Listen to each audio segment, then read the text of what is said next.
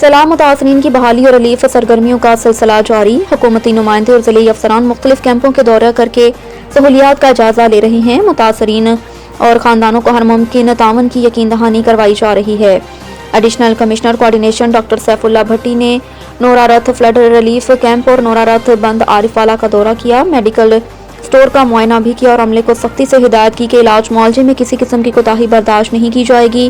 Doctor Saif Ullah Bhatti نے مقامی افراد سے ملاقات کی اور حکومت پنجاب سے متاثرہ عوام کے ساتھ کھڑی ہے اور ان کی بحالی تک ہر ممکن وسائل بروئے کار لائے جا رہے ہیں۔ ڈائریکٹر لوکل گورنمنٹ شاہد فاروق وڑائش نے نور کے کاٹیا کیمپ کا دورہ کیا۔ انہوں نے متاثرہ افراد کے مسائل سنے اور کہا کہ حکومت اور ضلعی انتظامیہ ان کے شانہ بشانہ کھڑی ہے۔ عملے کو ہدایت دی کہ متاثرین کے ساتھ ہمدردانہ رویہ اختیار کیا جائے، صحت، خوراک اور دیگر ضروریات کی فراہمی کو یقینی بنایا جائے۔ انہوں نے بولا کہ جن میں سانپ اور کتے کے کاٹنے کی ویکسین، الرجی اور جلدی بیماریوں کے علاج کی دوائیاں بھی شامل ہیں، جبکہ مچھر مار سپرے بھی جو ہے وہ دستیاب ہوں گی۔ اسسٹنٹ کمشنر ڈائریکٹر پنجاب صاف پانی اتھارٹی سید جہاں تاب ارجمند نے کہا کہ وزیر اعلیٰ پنجاب مریم نواز شریف کی خصوصی ہدایت پر متاثرین کو صاف اور محفوظ پانی فراہم کیا جا رہا ہے۔